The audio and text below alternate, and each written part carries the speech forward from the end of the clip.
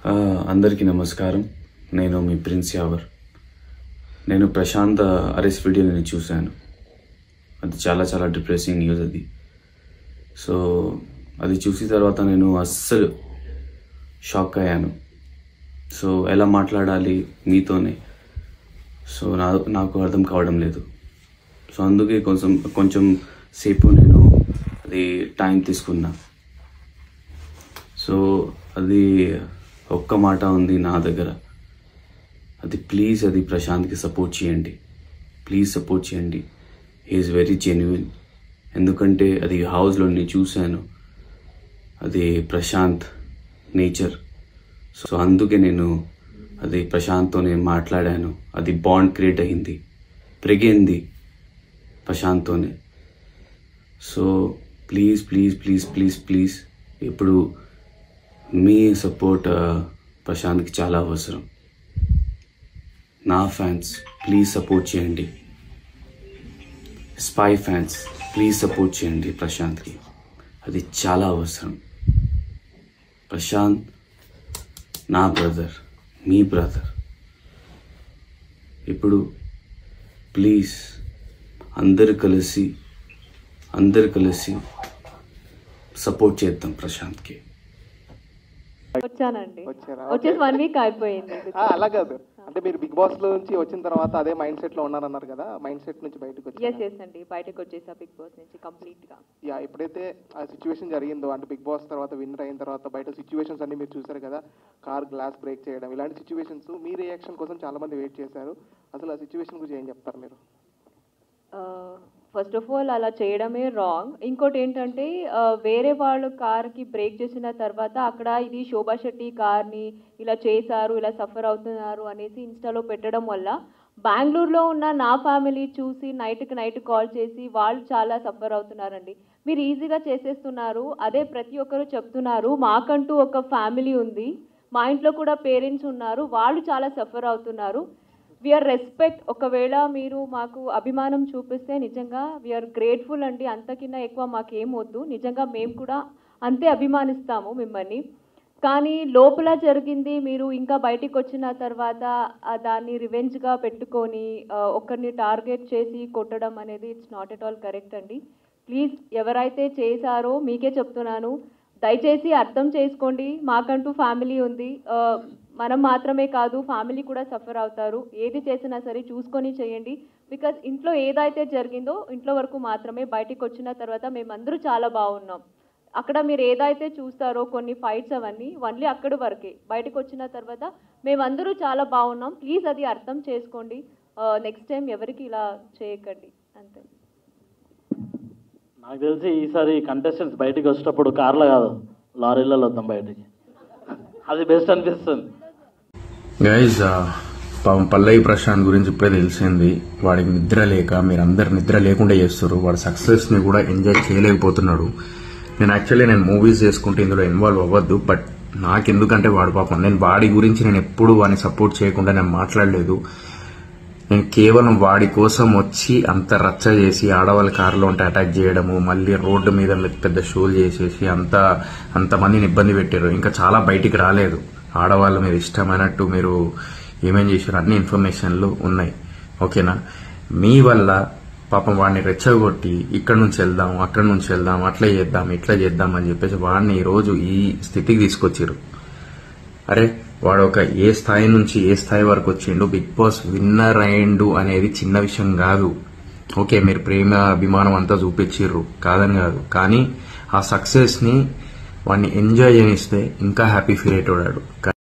ఈరోజు ఆ స్థితిలో లేడు. మీరే చేసిర్రు అదంతా, గుర్తుపెట్టుకోండి. ఇదే చెప్పిన నేను నా మాటలు కఠినంగా ఉండొచ్చు, కానీ నేను ఒకటే కోరుకున్నా, అరే హెల్దీగా వెళ్ళిపోవాలి, మంచి హ్యాపీగా ఎంజాయ్ చేసుకుంటూ ఉండాలి అని చెప్పేసి. ఇలా అటాక్ చేయడం వల్ల, ఇలా చేయడం వల్ల, అలా చేయడం వల్ల ఏమొచ్చింది పాపం? వాడు ఈరోజు అంత కష్టపడినందుకు ఫలితం వచ్చిన తర్వాత కూడా వాడు ఎంజాయ్ చేయలేకపోతున్నాడు. వాడు కేవలం మీ వల్ల.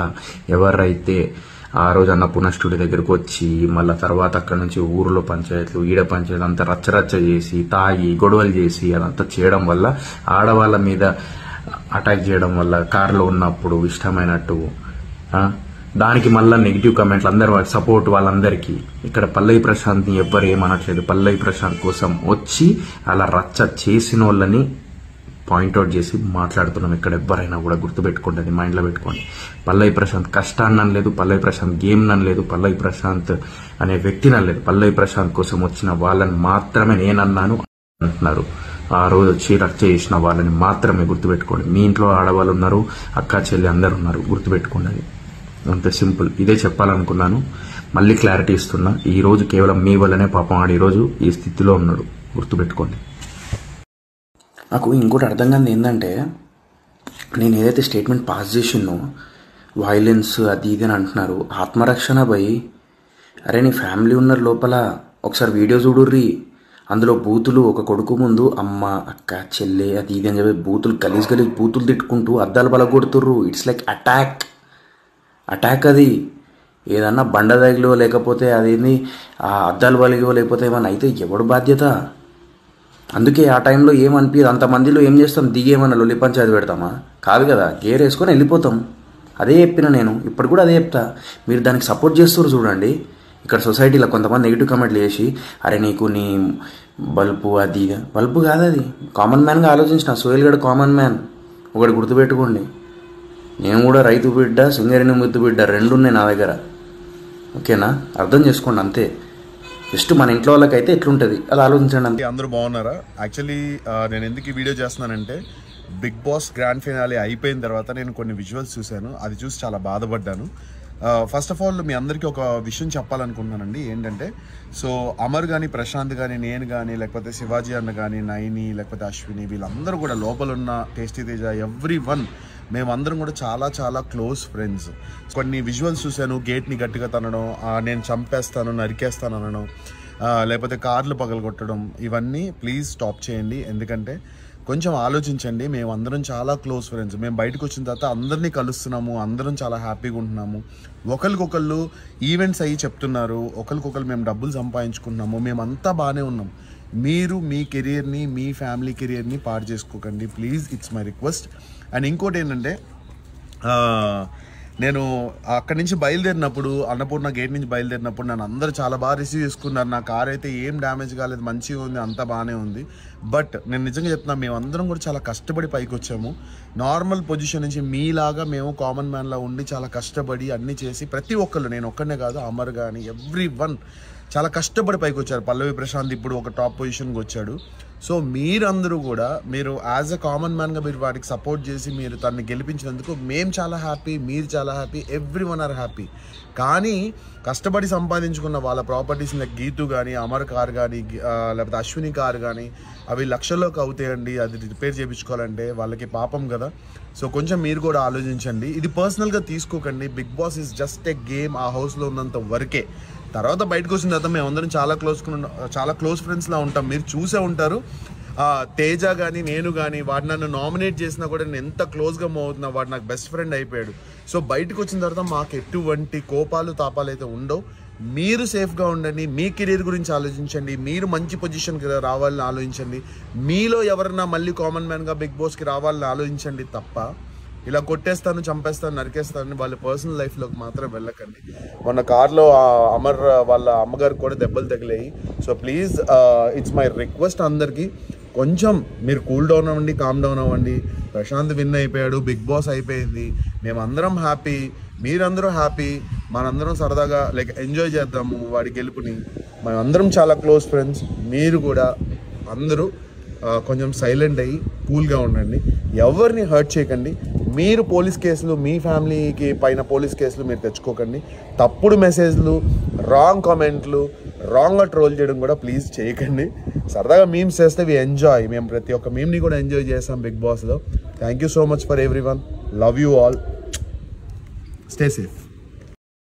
And I was silent. Like, you know, నాకు ఫస్ట్ తెలీదు. 1 day ఆ రోజు నైట్ వరకు నాకు తెలీదు. గీత ఫోన్ చేసింది. So hi guys, full video ఉంది. నైని అక్క ఏమో మాట్లాడుతుందట, అయితే ఫుల్ వీడియో అనేది ఉంది. ఫస్ట్ మనం ఫుల్ వీడియో అనేది చూద్దాం, దాని తర్వాత ముచ్చట చెప్తా, ముచ్చటతో నిందాం. ఓకేనా? రైట్, మరి వీడియో వస్తుంది, వీడియో చూడండి. గీతు, పండు ఎక్కడున్నావు అని అంటే, నేను రీచ్ అయిపోయాను. నేను నా కార్లో రాలేదు, అప్పుడు నా కార్ నా దగ్గర లేదు, నా కార్లో నేను రాలేదు. అప్పుడు అది చెప్తుంది నా కార్ బ్యాక్ అంతా పగిలిపోయింది అని. I feel so bad. ఎంత కష్టమవుతుంది తెలుసా అండి.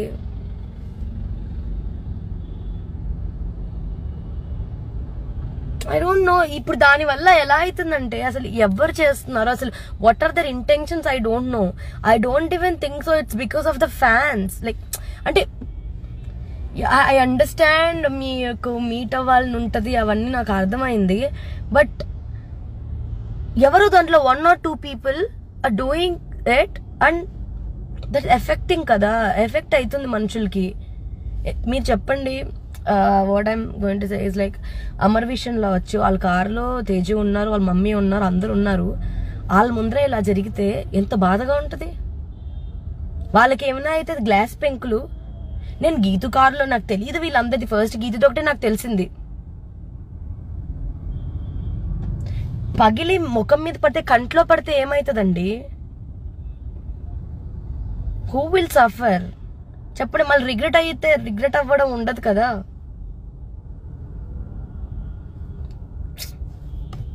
నువ్వు పాపం దాని డోర్ ఓపెన్ చేస్తున్నారు అశ్వినిది. అమ్మాయి ఎలా బిహేవ్ చేయాలి తెలీదు. ఎలా అలా అయితే ఆలోచించాలి కదా మీకు ఇష్టం ఉండే వాళ్ళ మీద. నిజంగానే ఐ ఫెల్ట్ బ్యాడ్ అండి. I hope, like, I didn't see this before, but this time I don't know this happened. And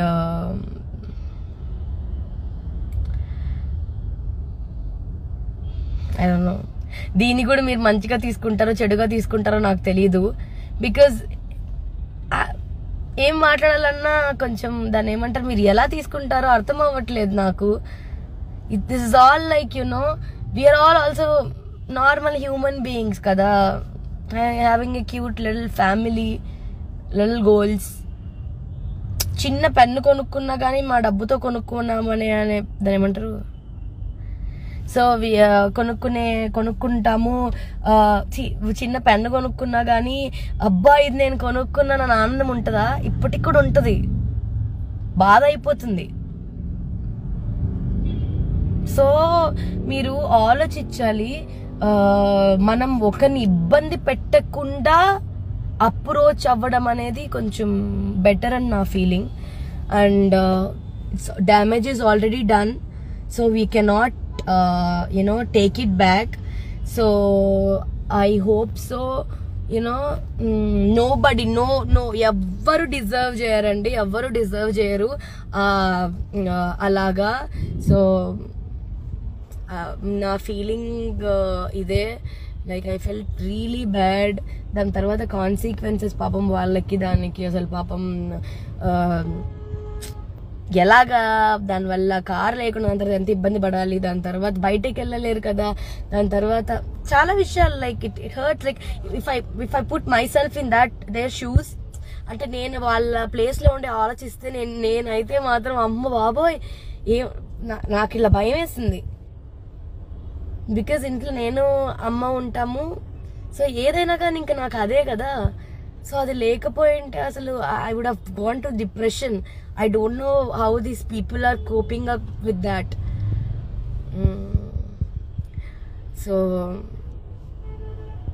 yeah, so many sad things. Like I didn't even expect all these. Like బయటకు వచ్చిన తర్వాత డిఫరెంట్గా ఉంటుంది అనుకున్నా, but బయటకు వచ్చిన తర్వాత చాలా డిఫరెన్స్ ఉంది, చాలా నెగిటివిటీ స్ప్రెడ్ అవుతుంది. ఓల్డ్ వీడియోస్ పెట్టడం, ఏదైనా దాన్ని ఏమంటారు, ఫుల్ వీడియో మాట్లాడదాన్ని కట్ చేసి చిన్న వీడియో పెట్టడం, దానికి వీళ్ళకి వాళ్ళకి చేయడం, ఆల్ ఫన్ అండి. అయిపోయింది.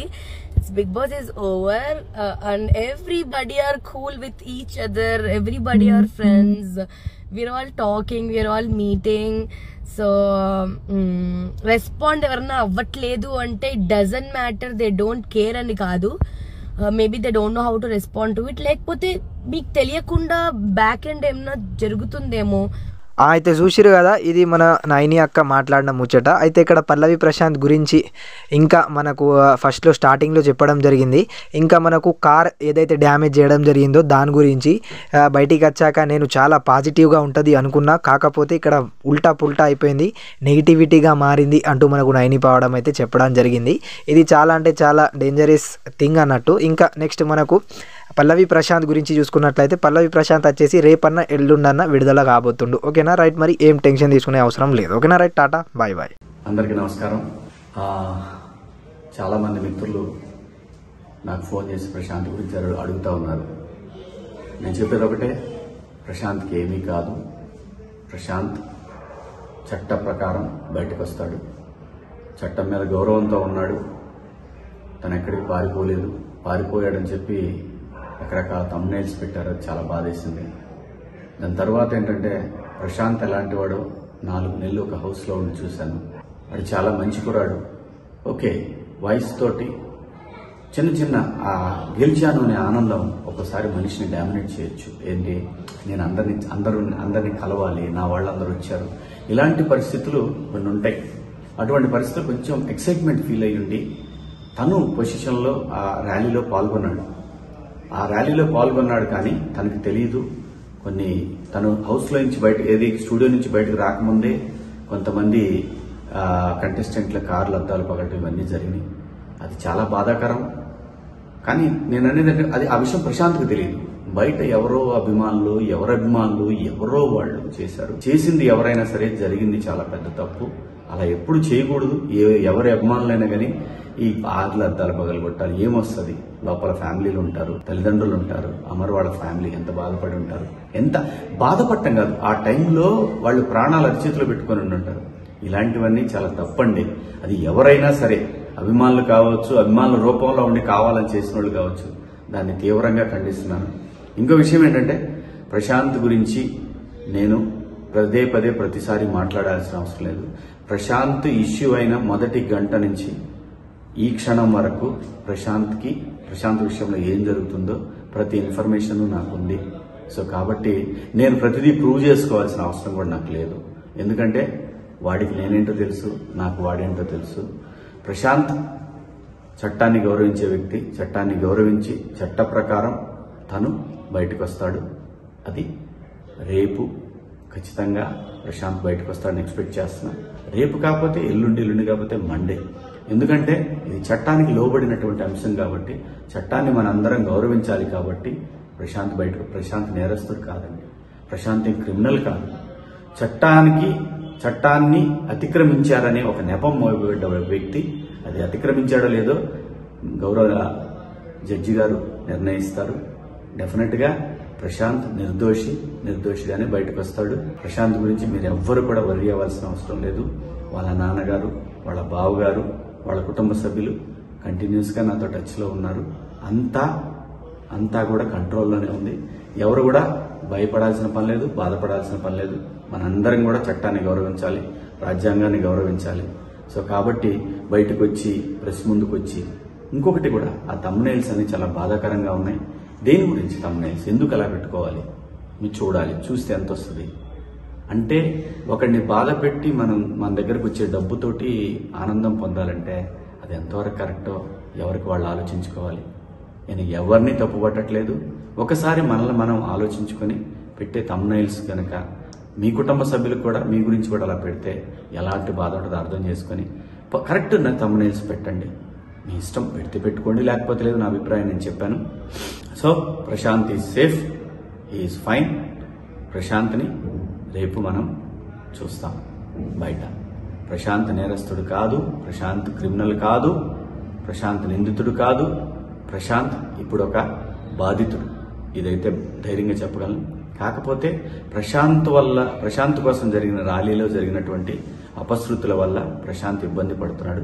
ఇది భవిష్యత్తులో కూడా ఎలాంటి పునరావృతం కాకుండా ప్రతి వాళ్ళు, అభిమానులైనటువంటి వాళ్ళు ఆలోచిస్తారని ఆశిస్తూ, సో ఈ 3 రోజుల నుంచి కూడా నేను నిజంగా హౌస్ నుంచి వచ్చాను కాబట్టి ఇంకా అది మా మైండ్లో నుంచి పోలేదు. మీకు ఎవరికి అర్థం కాదు.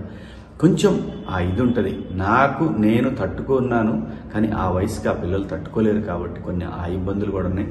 సహృదయంతో మీరు అందరూ అర్థం చేసుకుంటారు. నిన్ననే యావర్ని కలిశాను, మొన్న నైట్ యావర్ని కలిశాను.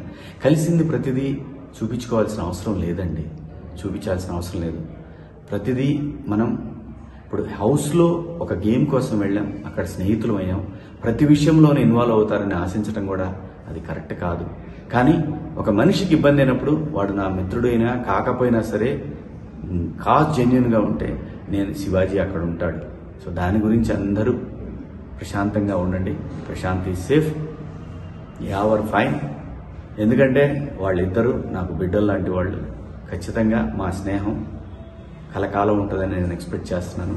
సో మీ అందరికి కూడా బిగ్ బాస్ హౌస్లో మీరందరూ కూడా మమ్మల్ని ఎంతో ఎంకరేజ్ చేసి ఈ పొజిషన్కి తీసుకొచ్చిన మీ అందరికి కూడా పేరు పేరున ధన్యవాదాలు తెలుపుకుంటూ, మీడియా మిత్రులకు కూడా కొంచెం సంయమనం పాటించండి. కొంచెం యూట్యూబర్స్ అందరికి కూడా నా విజ్ఞప్తి ఏంటంటే సోషల్ మీడియాలో కొంచెం సంయమనం పాటించండి. దీనివల్ల ఏమీ రాదు. సరైన కంటెంట్, సరైన కథ ఉంటే చిన్న సినిమా అయినా పెద్దగా ఆడుద్ది. మీరు సరైన కంటెంట్ ఇస్తే ఖచ్చితంగా చూస్తారు. థంబ్నెయిల్ ఒకటి ఉండి వీడియో కంటెంట్ ఇంకోటి ఉంటే చూస్తారు, క్లిక్ వస్తుంది. కానీ అది రన్ అవ్వకపోతే మీకు కూడా ఏం ఉపయోగం ఉండదు. ప్లీజ్ దయచేసి కొంచెం సంయమనం పాటించండి. మీ ఇంట్లో వాళ్ళు కూడా ఇలాగే ఇబ్బంది పడతారు కదా. సో దయచేసి అందరం బాగుండాలి, అందులో మనం కూడా ఉండాలి అని అనుకుంటే అందరం బాగుంటాం. మీడియా మిత్రులందరికీ కూడా సహకరించిన మీడియా మిత్రులందరికీ, అలాగే పోలీసు వారికి, అలాగే చట్టాన్ని గౌరవించే ప్రతి ఒక్కరికి కూడా ధన్యవాదాలు. Thank you so much.